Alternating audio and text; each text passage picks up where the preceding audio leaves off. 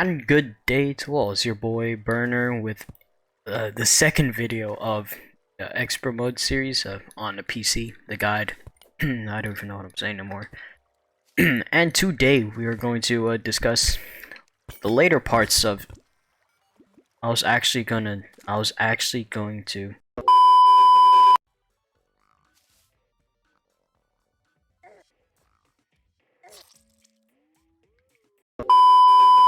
So ignoring my previous two deaths, yeah, we're going to get onto the video on first about getting deeper into the mines, and the second part about fighting the first boss, or at least the definitely highly recommended first boss of Cthulhu. Now, this first part, deep mining, traps.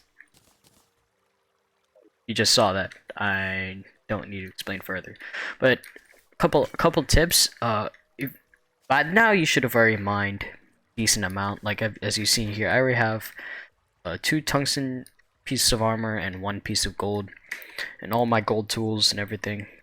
So by then, I would say this is an alright time to start giving up on ores like copper and lead and even tungsten. Just look for the highest tier gold, especially when I already have tungsten.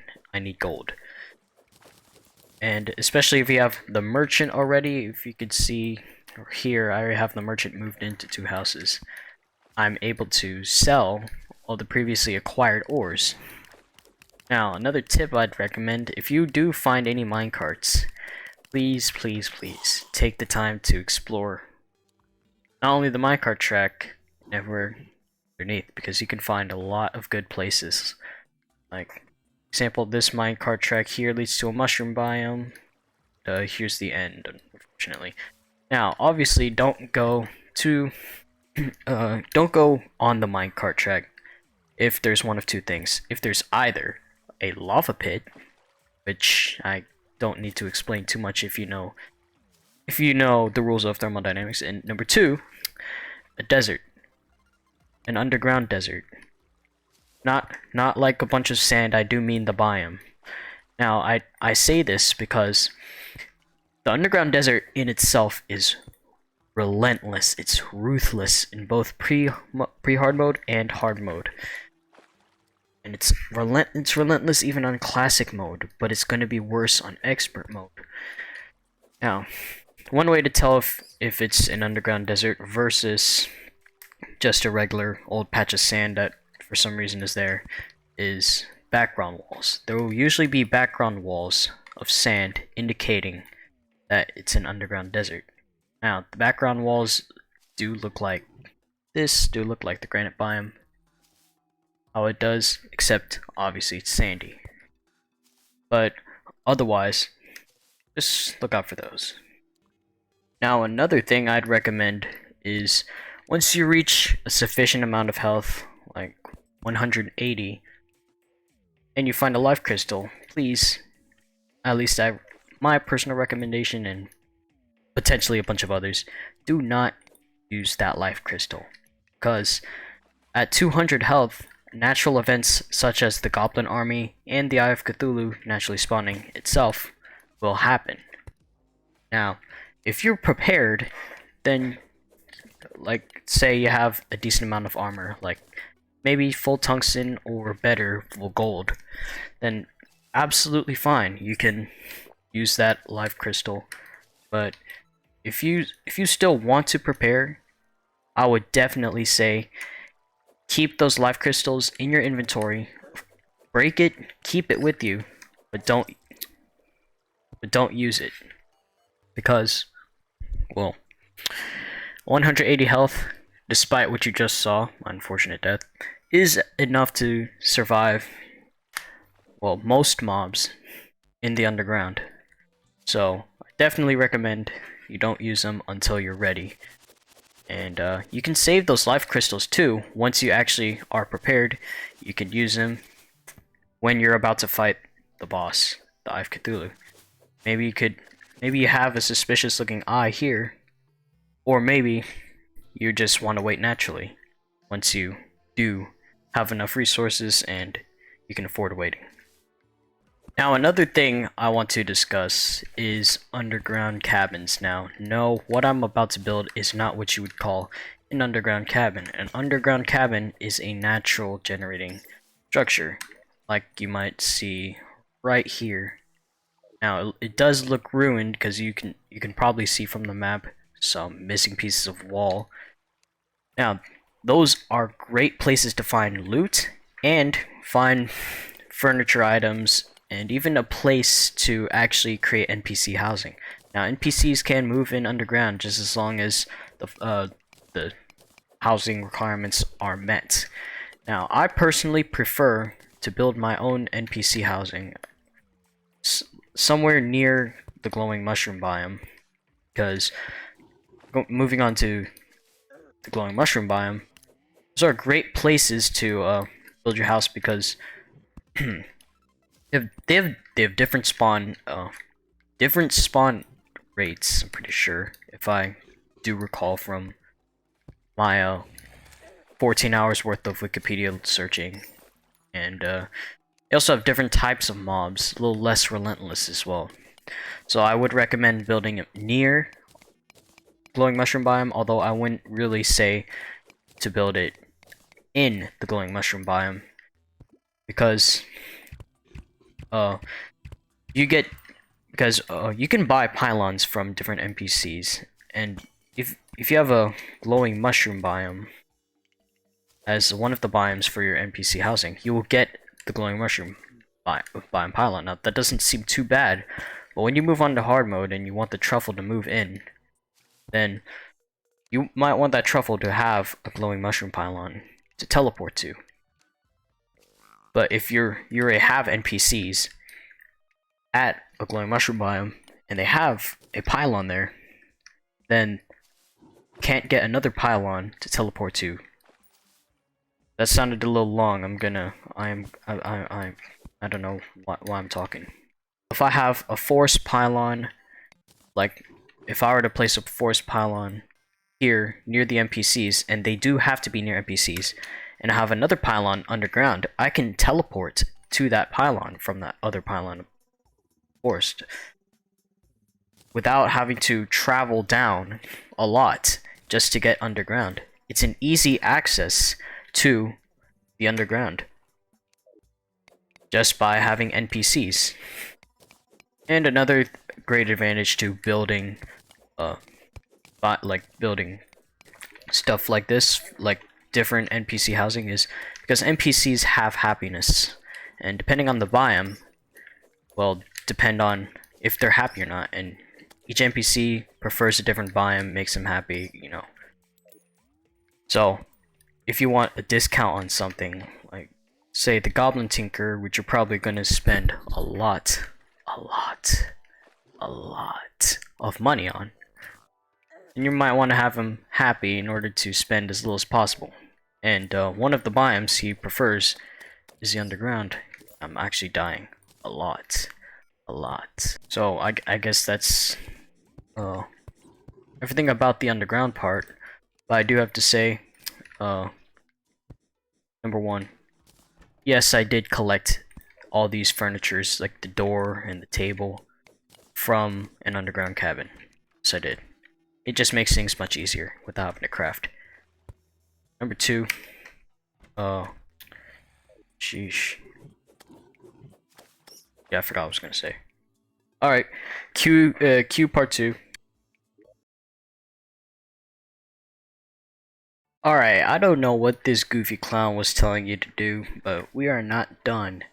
Alright, so, yeah, as I was talking about before, or as that other goofy clown was talking about before, yeah, building houses underground. Yeah, but also this time you could start exploring your world a little bit more. That desert I told you about in the previous episode, well, it's definitely something you might want to explore, because that's another biome that NPCs love.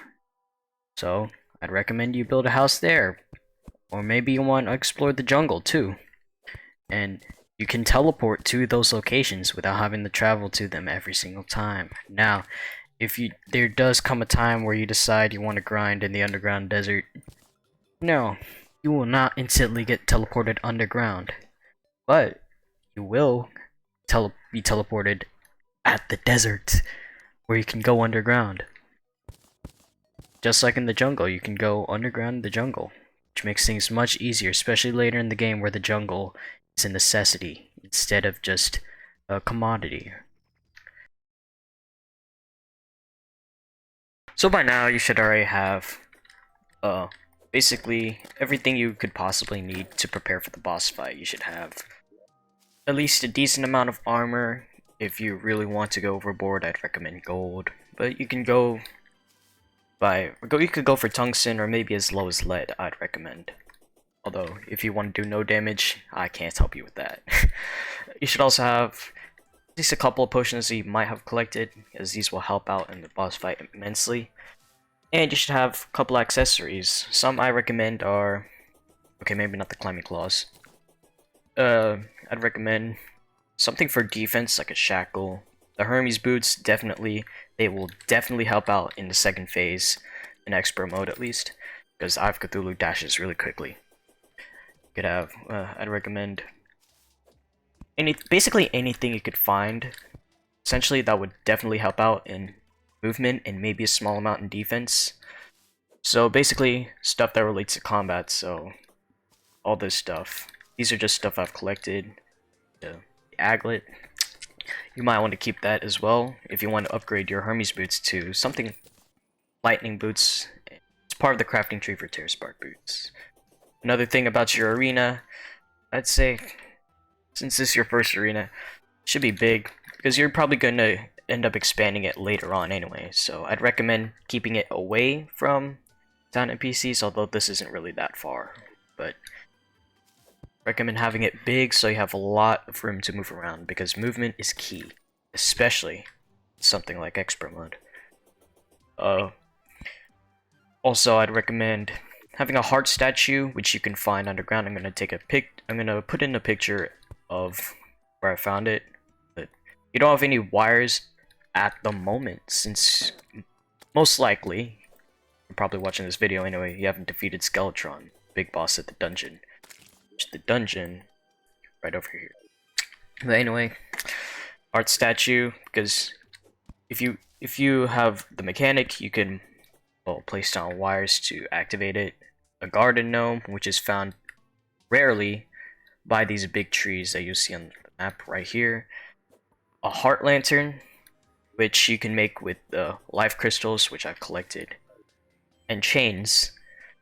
Star in a bottle, which if you're a mage, it's gonna help out later. Campfire, which boosts your life regen. And I just have a couple bandages here for the mobs that occasionally spawn. Couple of things before I forget. Weapons. Quite obviously need weapons in order to do the boss fight. So, since this is the beginning of the beginning of your character, the beginning of the world, you will definitely not have as much weapons as, say, Wall of Flesh, or maybe even the Skeletron boss fight. Might not have too many weapons at your disposal. So, just basically use whatever you can. Although I do recommend have a ranged weapon to deal with the eye itself, and a melee weapon, a fast one particularly, and maybe one with range to deal with the servants of Cthulhu. Just basically the tiny eyes that come out of the thing. So, one thing I have is a gold bow.